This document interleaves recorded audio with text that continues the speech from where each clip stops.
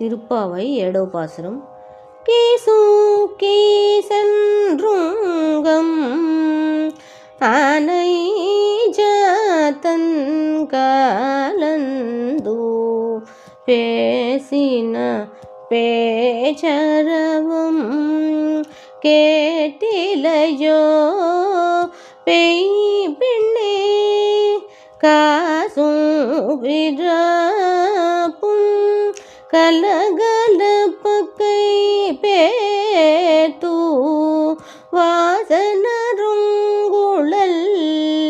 ஆய்ச்சியர் மத்தினால்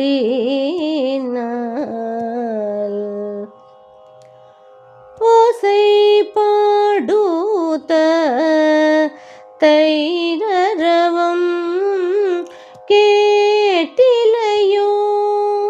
நாயக பெண் விளாய் நாராயணன் மூர்த்தி கேசவனை பாடுவும் நீ கேட்டு கிடத்தியோ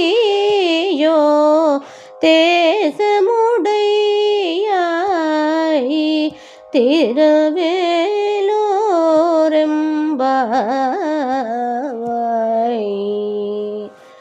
భరద్వాజ పక్షులు పగలు విడిపోతాం కదా అని తెల్లవారుజామున కలుసుకొని ఏవేవో మాట్లాడుకుంటున్నాయి. ఆ మాటలలో ధ్వనినైనా నీవు వినలేదా ఓ పిచ్చిదానా?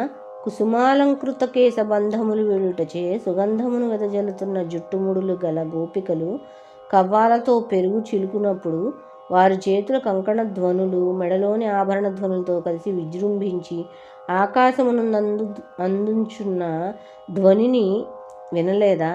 ఓ నాయకులారా, సర్వ పదార్థాలలో వాత్సల్యంతో వ్యాపించి ఉండి మనకు కనబడవలెనని మూర్తిమంతుడై కృష్ణుడుగా అవతరించి విరోధులను నశింపజేసిన ప్రభువును కీర్తిస్తుండగా విని నీవు పరుండి ఉన్నావా? నీ తేజస్సు మాకు కనబడుతున్నది. దానిని అడ్డగింపక మేము దర్శించి అనుభవించుటకు వీలుగా తలుపు తెరువుము.